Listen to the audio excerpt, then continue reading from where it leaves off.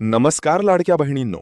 जर तुम्ही लाडकी बहीण योजनाचा एप्रिल हप्ता अजून मिळाला नाही म्हणून चिंतेत असाल तर आजची अपडेट थोडी अधिक क्लिअर आणि महत्त्वाची आहे. सर्वात आधी स्पष्ट करूया, एप्रिलचा हप्ता थांबवलेला नाही, तो फक्त प्रोसेसमध्ये आहे.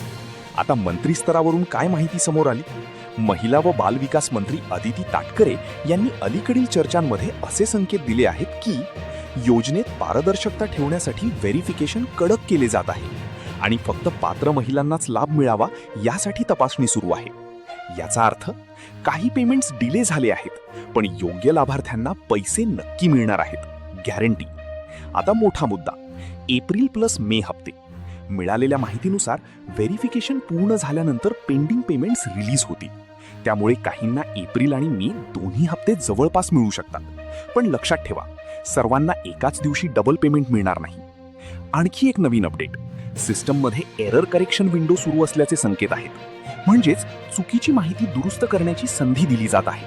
म्हणून ज्यांनी माहिती अपडेट केली नाही त्यांचा हप्ता डिले होऊ शकतो. आता तुम्ही काय करायला पाहिजे?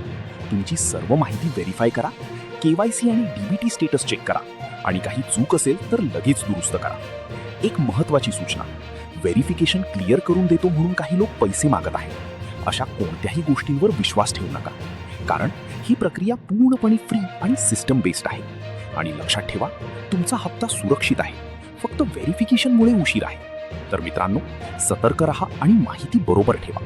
हा व्हिडिओ सेव्ह करा आणि चॅनल फॉलो करा, कारण पुढच्या अपडेटमध्ये व्हेरिफिकेशन कंप्लीट कधी होणार आणि पेमेंट एक्झॅक्ट कधी येणार हे सगळं तुम्हाला इथेच मिळणार आहे. आणि आत्तापर्यंत तुमचे किती हप्ते आले आणि किती नाही ते कमेंटमध्ये नक्की सांगा.